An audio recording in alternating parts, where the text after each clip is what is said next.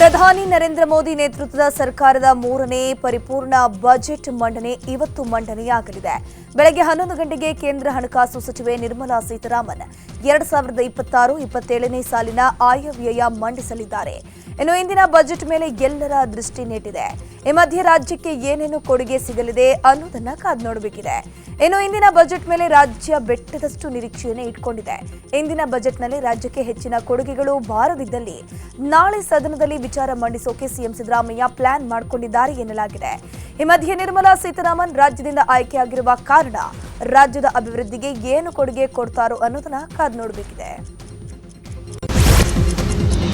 CM Siddaramaiah ನಿನ್ನೆ ವೀಕೆಂಡ್ನಲ್ಲಿ relax ಮೂಡ್ನಲ್ಲಿದ್ದರು. ಬೆಂಗಳೂರಿನ Orion ಮಾಲ್ನಲ್ಲಿ cult cinema ವೀಕ್ಷಣೆ ಮಾಡಿದ್ದಾರೆ ಸಿಎಂ ಸಿದ್ದರಾಮಯ್ಯ.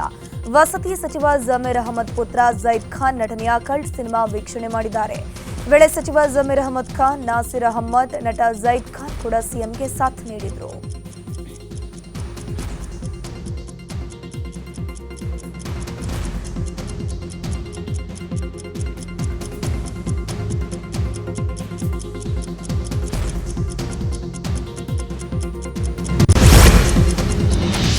ಮೈಸೂರಲ್ಲಿ ಮಾದಕ ವಸ್ತು ಪತ್ತೆ ಪ್ರಕರಣ ಸಂಬಂಧ ಸಿಎಂ ಸಿದ್ದರಾಮಯ್ಯ ವಿರುದ್ಧ ಸಂಸದ ಯದುವೀರ್ ವಾಗ್ದಾಳಿ ಮಾಡಿದ್ದಾರೆ. ಮೈಸೂರು ಪೊಲೀಸರು ಮತ್ತೊಮ್ಮೆ ವಿಫಲ ಆಗಿದ್ದಾರೆ ಅಂತ ಸಂಸದ ಯದುವೀರ್ ಒಡೆಯರ್ ಕಿಡಿಕಾರಿದಲ್ಲದೆ ದೀರ್ಘಾವಧಿ ಸಿಎಂ ಆಗಿ ಸಿದ್ದರಾಮಯ್ಯ ದಾಖಲೆ ಬರೆದಿದ್ದಾರೆ. ಅವರ ದಾಖಲೆಗೆ ಡ್ರಗ್ಸ್ ಪ್ರಕರಣಗಳು, ರೇಪ್ ಅಂಡ್ ಮರ್ಡರ್ ಪ್ರಕರಣಗಳು ಕೂಡ ಸೇರಬೇಕು. ಮೈಸೂರಿನವರೇ ಆದ ಸಿದ್ದರಾಮಯ್ಯ ಗಮನಿಸಬೇಕಾಗಿತ್ತು. ರಾಜ್ಯದಲ್ಲಿ ಕಾನೂನು ಸುವ್ಯವಸ್ಥೆ ಏನಾಗಿದೆ ಹೇಳಿ, ನಾನು ಮತ್ತೊಮ್ಮೆ ಡ್ರಗ್ಸ್ ಬಗ್ಗೆ ಕೇಂದ್ರ ಗೃಹ ಸಚಿವರ ಜೊತೆಗೆ ಮಾತಾಡ್ತೀನಿ ಅಂತ ಹೇಳಿದರು. ಸಾಂಸ್ಕೃತಿಕ ರಾಜಧಾನಿ ಅಂತ ಏನು ಗುರುತಿಸಲಾಗಿದೆ, ಇವತ್ತು ಡ್ರಗ್ಸ್ಗಾಗಿ ಏನು ಅದು ಇವತ್ತು ಅನೇಕ ಘಟಕಗಳು, ಇದು 1-2 ಪ್ರಕರಣ ಅಲ್ಲ, ಸತತವಾಗಿ ಇಂಥ ಕೇಸ್ಗಳು ಪ್ರತಿ ತಿಂಗಳು ನಮಗೆ ಒಂದು ಸಿಗ್ತಾ ಇದೆ. ನಿಜಕ್ಕೂ ಒಂದು ಖಂಡನೀಯ ಬೆಳವಣಿಗೆ. ಇದಕ್ಕೆ ಕೂಡಲೇ ಇವರು ಸೂಕ್ತವಾದಂಥ ಕ್ರಮ ತಗೋಬೇಕಾಗಿದೆ. ಅಂದರೆ ಯಾಕೆ ನಮ್ಮ ರಾಜ್ಯದ ಪೊಲೀಸ್ಗೆ ಇವರು ಯಾವುದೇ ರೀತಿಯ ಒಂದು ಏನು ವಿಶ್ವಾಸಕ್ಕೆ ತಗೋತಾ ಇಲ್ಲ ಅಂತಲೂ ಕೂಡ ನಮಗೆ ಸಹಜವಾಗಿ ಒಂದು ಪ್ರಶ್ನೆ ಇರುತ್ತೆ. ಈ ಡ್ರಗ್ಸ್ ಏನು ಉತ್ಪಾದನೆಗಾಗಿ ನಮ್ಮ ಮೈಸೂರು ಕೇಂದ್ರ ಆಗಿದೆ, ಅದು ಇಲ್ಲೇ ನಿಲ್ಲಬೇಕು ಅಂತ ಇವರು ಏನು ಕ್ರಮ ತಗೋಬೇಕಾಗಿದೆ ಅವ್ರು ತಗೊಳ್ಳಿ. ನಾವೆಲ್ಲರೂ ಅದಕ್ಕೆ ಶಕ್ತಿ ತುಂಬಿಸುವಂಥದ್ದು ಕೆಲಸ ಮಾಡ್ತೀವಿ. ಜೀರಾಮ್ಜಿ ಬಗ್ಗೆ ಅಪಪ್ರಚಾರ ಮಾಡಲಾಗ್ತಿದೆ ಅಂತ ಸಂಸದ ಕೋಟಾ ಶ್ರೀನಿವಾಸ್ ಪೂಜಾರಿ ಹೇಳಿದ್ದಾರೆ. ಪಶ್ಚಿಮ ಬಂಗಾಳ, ಕರ್ನಾಟಕ ಸೇರಿದಂತೆ ಕೆಲ ರಾಜ್ಯಗಳಲ್ಲಿ ಜಿಬಿ ರಾಮ್ಜಿ ಯೋಜನೆ ಬಗ್ಗೆ ಅಪಪ್ರಚಾರ ಮಾಡಲಾಗ್ತಿದೆ. ಈ ಹಿನ್ನೆಲೆಯಲ್ಲಿ ಜಿಲ್ಲಾ ಮಟ್ಟ ಪ್ರತಿ ವಿಧಾನಸಭಾ ಕ್ಷೇತ್ರ, ಗ್ರಾಮ ಮಟ್ಟದಲ್ಲಿ ಜಾಗೃತಿ ಮಾಡ್ತಿದ್ದೀವಿ. ಕೇಂದ್ರ ಸರ್ಕಾರದ ಯೋಜನೆಗಳ ಕುರಿತು ಅಪಪ್ರಚಾರದ ಮೂಲಕ ಜನರಿಗೆ ತಪ್ಪು ಸಂದೇಶವನ್ನು ನೀಡುತ್ತಿದ್ದಾರೆ. ಈ ನಿಟ್ಟಿನಲ್ಲಿ ವಿಚಾರ ಮಾಡಿ ಕೆಲಸವನ್ನ ಮಾಡ್ತಿದ್ದೀವಿ. ಈ ಮೊದಲು 100 ದಿನ ಇದ್ದಂತಹ ಕೂಲಿ ಕೆಲಸ 125ಕ್ಕೆ ಏರಿಕೆ. ಕೂಲಿ ಪಾವತಿ ಅವಧಿಯನ್ನ 2 ವಾರದಿಂದ 1 ವಾರಕ್ಕೆ ಇಳಿಕೆ ಮಾಡಲಾಗಿದೆ ಅಂತಂದ್ರು. ಜಿ ಯೋಜನೆ ಬಗ್ಗೆ ಕರ್ನಾಟಕವೂ ಸೇರಿದಂತೆ ಪಶ್ಚಿಮ ಬಂಗಾಳ ಸೇರಿದಂತೆ ಕೆಲವು ರಾಜ್ಯಗಳಲ್ಲಿ ಈ ಉದ್ಯೋಗ ಖಾತ್ರಿ ಯೋಜನೆ ಬಗ್ಗೆ ಅಪಪ್ರಚಾರವಾದ ಹಿನ್ನೆಲೆಯಲ್ಲಿ ಜನರಿಗೆ ಸತ್ಯ ದರ್ಶನ ಮಾಡಬೇಕು ಅನ್ನುವ ಕಾರಣಕ್ಕೋಸ್ಕರ ಕರ್ನಾಟಕದಲ್ಲಿ ಭಾರತೀಯ ಜನತಾ ಪಕ್ಷ ಇಡೀ ರಾಷ್ಟ್ರದಲ್ಲೇ ಮಾಡ್ತಾ ಇದ್ದೇವೆ. ಕರ್ನಾಟಕದಲ್ಲಿ ವಿಶೇಷವಾಗಿ ಪ್ರತಿ ವಿಧಾನಸಭಾ ಕ್ಷೇತ್ರದಲ್ಲಿ ಮತ್ತು ಜಿಲ್ಲಾ ಮಟ್ಟದಲ್ಲಿ, ಗ್ರಾಮ ಪಂಚಾಯತಿಗಳ ಮಟ್ಟದಲ್ಲಿ ಜನಜಾಗೃತಿ ಅಭಿಯಾನವನ್ನು ನಮ್ಮ ಪಾರ್ಟಿ ವತಿಯಿಂದ ಇವತ್ತು ನಾವು ಮಾಡ್ತಾ ಇದ್ದೇವೆ. ಒಟ್ಟಾರೆ ಕೇಂದ್ರ ಸರ್ಕಾರದ ಯೋಜನೆಗಳನ್ನು ಅಪಪ್ರಚಾರದ ಮೂಲಕ ನಿಯಂತ್ರಣ ಮಾಡಲಿಕ್ಕೆ ಮತ್ತು ಜನರಲ್ಲಿ ತಪ್ಪು ಭಾವನೆಯನ್ನು ಬಿತ್ತಲಿಕ್ಕೆ ಕಾಂಗ್ರೆಸ್ ಪಕ್ಷ ಇವತ್ತು ಶ್ರಮಿಸ್ತಾ ಇರುವುದನ್ನು ಸಮಾಜ ಕಾಣುವಂಥ ಅವಕಾಶಗಳಾಗಿದೆ. ಜಿ ಯೋಜನೆ ಬಗ್ಗೆ ಕೊಪ್ಪಳದಲ್ಲಿ ಬಲ್ಡೋಟ ಸೇರಿದಂತೆ ವಿವಿಧ ಕಾರ್ಖಾನೆಗಳ ವಿಸ್ತರಣೆ ಹಾಗೂ ಉಕ್ಕು ಕಾರ್ಖಾನೆಗಳಿಂದ ಆಗ್ತಾ ಇರುವಂತಹ ಪರಿಸರ ಹಾನಿ ತಡೆಗಟ್ಟಬೇಕು ಅಂತ ಆಗ್ರಹ ಮಾಡಲಾಗಿದೆ. ಕೊಪ್ಪಳ ಬಚಾವೋ ಆಂದೋಲನ ಸಮಿತಿ ಹಾಗೂ ಕೊಪ್ಪಳ ಪರಿಸರ ಹಿತರಕ್ಷಣಾ ವೇದಿಕೆ ನಡೆಸ್ತಾ ಇರುವಂತಹ ಅನಿರ್ದಿಷ್ಟಾವಧಿ ಮುಷ್ಕರ ಫೆಬ್ರವರಿ 7ರಂದು 100ನೇ ದಿನಕ್ಕೆ ಕಾಲಿಡ್ತಾ ಇದೆ. ಈ ಸಂದರ್ಭ ಬೃಹತ್ ಪ್ರತಿಭಟನಾ ಸಭೆ ನಡೆಯಲಿದ್ದು, ಸಭೆಯಲ್ಲಿ ನಾಡಿನ ಸ್ವಾಮೀಜಿಗಳು, ಪ್ರಗತಿಪರರು ಕೂಡ ಭಾಗವಹಿಸಲಿದ್ದಾರೆ. ದಕ್ಷಿಣ ಕನ್ನಡ ಲೋಕೋಪಯೋಗಿ ಇಲಾಖೆ ಹಾಗೂ ವಕೀಲರ ಸಂಘ ಪುತ್ತೂರು ಇವರ ಸಂಯುಕ್ತ ಆಶ್ರಯದಲ್ಲಿ ಪುತ್ತೂರಿನಲ್ಲಿ ನೂತನವಾಗಿ ನಿರ್ಮಾಣಗೊಂಡ ನ್ಯಾಯಾಲಯ ಕಟ್ಟಡವನ್ನು ಉದ್ಘಾಟನೆ ಮಾಡಲಾಯಿತು.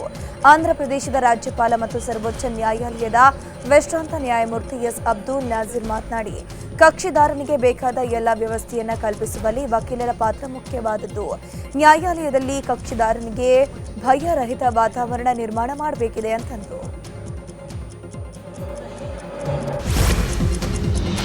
ವಿಜಯನಗರ ಜಿಲ್ಲೆಯ ಕೊಟ್ಟೂರಲ್ಲಿ ತಂದೆ ತಾಯಿ ಸಹೋದರಿ ಹತ್ಯೆ ಪ್ರಕರಣ ಸಂಬಂಧ ಭಾರೀ ಬೆಳವಣಿಗೆ ಆಗಿದೆ. ಆರೋಪಿ ಅಕ್ಷಯ್ ಮೂವರನ್ನ ಕೊಲೆ ಮಾಡಿ ಮೃತದೇಹಗಳನ್ನು ಮನೆಯಲ್ಲೇ ಹೂತು ಹಾಕಿದ್ದ. ಸದ್ಯ ಪ್ರಕರಣ ಸಂಬಂಧ ಆರೋಪಿ ಅಕ್ಷಯ್ನನ್ನು ಕೂಡ್ಲಿಗಿ ಪಟ್ಟಣದಿಂದ ಕೊಟ್ಟೂರಿಗೆ ಕರೆತಂದು ಪೊಲೀಸರ ಭದ್ರತೆಯಲ್ಲಿ ಮೃತದೇಹಗಳನ್ನು ಹೊರಗೆ ತೆಗೆಯಲಾಗಿದೆ. ತಂದೆಯ ಕಾಲು ಕಟ್ಟು ಮಾಡಿ ಒಂದೇ ಕುಣಿಯಲ್ಲಿ ಮೂವರನ್ನ ಮನೆಯ ಹಾಲ್ನಲ್ಲೇ ಹೂತು ಹಾಕಿದ್ದಾನೆ ಆರೋಪಿ ಅಕ್ಷಯ.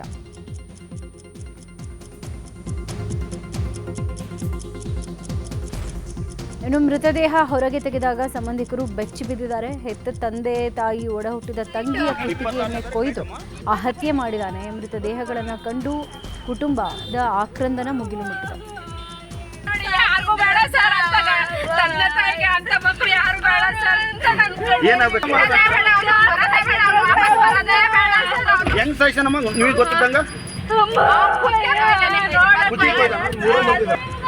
ಕಣ್ಣೀರು ಬರ್ಲಿಲ್ಲ ಸರ್ ಅವನಿಗೆ.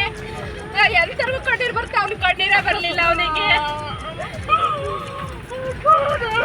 ಸರ್. ಅವನು ಮಣ್ಣುಣಿದಾನೆ. ಎಷ್ಟು ದಿನ ಆಗಿರ್ಬೋದು? 26ನೇ ತಾರೀಕು ಮಾಡಿದ್ದೀನಿ ಅಂತ ಹೇಳ್ತಾರೆ. ನಾನು ನೈಟ್ 26ನೇ ತಾರೀಕು. ದಾವಣಗೆರೆಯ ಕಾಂಗ್ರೆಸ್ ಮುಖಂಡ ಆಯೂಬ್ ಪೈಲ್ವಾನ್ ಮಕ್ಕಳಾದ ಹುಸೇನ್ ಹಾಗೂ ಹಸೇನ್ ಅನ್ನೋರು ಪೊಲೀಸರ ಮೇಲೆ ಹಲ್ಲೆ ನಡೆಸಿದ್ರು. ಈ ಪ್ರಕರಣವನ್ನ ಇದರಲ್ಲಿ ಪ್ರಮುಖವಾಗಿ ಇಬ್ಬರನ್ನ ವಶಕ್ಕೆ ಪಡೆದುಕೊಳ್ಳಲಾಗಿದೆ. ದಾವಣಗೆರೆ ಬಡಾವಣೆ ಠಾಣೆಯಲ್ಲಿ ಇಬ್ಬರ ವಿಚಾರಣೆಯನ್ನ ಮಾಡಲಾಗಿದೆ. ದಾವಣಗೆರೆ ಜಿಲ್ಲಾಸ್ಪತ್ರೆ ಮುಂಭಾಗ ಗಲಾಟೆಯಲ್ಲಿ ಇಬ್ಬರು ಭಾಗಿಯಾಗಿದ್ದು, ಈ ಪ್ರಕರಣದಲ್ಲಿ ಇಮಾಮ್ ನಗರದಲ್ಲಿರುವ ಮನೆಗೆ ಬಂಧಿಸೋಕೆ ಹೋಗಿದ್ದ ಪೊಲೀಸರ ಮೇಲೆ ಹುಸೇನ್ ಮತ್ತು ಹಸೇನ್ ಹಲ್ಲೆ ಮಾಡಿದ್ರು. ಕಾಂಗ್ರೆಸ್ ಮುಖಂಡ ಆಯೂಬ್ ಪೈಲ್ವಾನ್ ಮಕ್ಕಳಾದ ಹುಸೇನ್ ಹಾಗೂ ಹಸೇನನ್ನ ಪೊಲೀಸರು ವಶಕ್ಕೆ ಪಡ್ಕೊಂಡಿದ್ದಾರೆ. ಪೊಲೀಸ್ ಅವ್ರ ಜೊತೆ ಕೂಡ ಮಿಸ್ಬಿಹೇವ್ ಮಾಡಿ ಮ್ಯಾನ್ ಹ್ಯಾಂಡಲ್ ಮಾಡಿದ್ದಾರೆ. ಅದಾದಮೇಲೆ ಅವ್ರಿಗೆ ಅರೆಸ್ಟ್ ಮಾಡಲಿಕ್ಕೆ ಹೋದಾಗ ಕೂಡ ಅವ್ರಿಗೆ ಮ್ಯಾನ್ ಹ್ಯಾಂಡಲ್ ಮಾಡಿದ್ದಾರೆ. ಅದರ ಸಂಬಂಧ ಕೂಡ ಈಗ ಕೇಸಸನ್ನು ರಿಜಿಸ್ಟರ್ ಮಾಡ್ತಾ ಇದ್ದೇವೆ.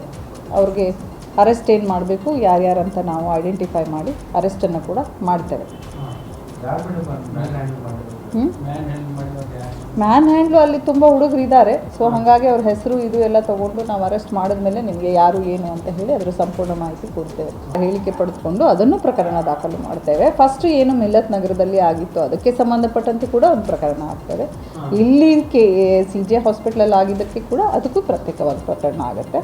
ಅದೆಲ್ಲ ಆಗಾದಮೇಲೆ ನಮಗೆ ವಿಡಿಯೋಸ್ ಎಲ್ಲ ಇದೆ, ವೆರಿಫೈ ಮಾಡಿ ನಾವು ಯಾರಂತ ಹೇಳಿ ನಾವು ಅವರೆಲ್ಲರಿಗೆ ಫರ್ದರ್ ಏನು ಕಾನೂನು ಕ್ರಮ ಇದೆ ಅವ್ರಿಗೆಲ್ಲರ ಮೇಲೆ ಮಾಡ್ತೇವೆ. ಅವರು ರಾಜಪ್ಪನ ಮೇಲೆ ಏನು ಹಲ್ಲೆ ಮಾಡಲಿಕ್ಕೆ ಪ್ರಯತ್ನ ಮಾಡಿದರು, ಆ ಕಾರಣ ಅವ್ರನ್ನ ಅರೆಸ್ಟ್ ಮಾಡಲಿಕ್ಕೆ ಹೋದಂಥ ಸಂದರ್ಭದಲ್ಲಿ ಇಬ್ಬರು PC ಗಳ ಮೇಲೆ ಹಲ್ಲೆಯನ್ನು ಮಾಡೋದು ಅಷ್ಟೇ ಅಲ್ಲ, ಮಹಿಳಾ ಪೊಲೀಸ್ ಅಧಿಕಾರಿಯನ್ನು ಕೂಡ ದಬ್ಬತಕ್ಕಂಥ ಒಂದು ಕಾರ್ಯ ನಡೆದಿರ್ತಕ್ಕಂಥದ್ದು ಖಂಡನೀಯ. ನಾವಿಲ್ಲಿ ಏನು ಬೇಕಾದರೂ ಮಾಡ್ಬೋದು ಅಂತಕ್ಕಂಥ ಒಂದು ಪ್ರಚೋದನೆಯನ್ನು ಇಡೀ ಜಿಲ್ಲಾ ಸಚಿವರು ಮತ್ತು ಇದಕ್ಕೆ ಪ್ರೋತ್ಸಾಹ ಮಾಡಿದಂಥ ಎಲ್ಲ ಜಿಲ್ಲಾಡಳಿತ, ಅದು ಜಿಲ್ಲಾಧಿಕಾರಿ ಇರ್ಬೋದು, ಜಿಲ್ಲಾ ಪೊಲೀಸ್ ವರಿಷ್ಠಾಧಿಕಾರಿ ಇರ್ಬೋದು, ಇವರು ಪ್ರತಿಯೊಂದು ಸಂದರ್ಭದಲ್ಲಿ ಸೂಕ್ತವಾದಂಥ ತೀರ್ಮಾನವನ್ನು ತೆಗೆದುಕೊಂಡ್ರೆ ಈ ರೀತಿ ಯಾರಿಗೂ ಕೂಡ ಪೊಲೀಸರನ್ನು ಮುಟ್ಟಲಿಕ್ಕೆ ಧೈರ್ಯ ಬರೋದಿಲ್ಲ.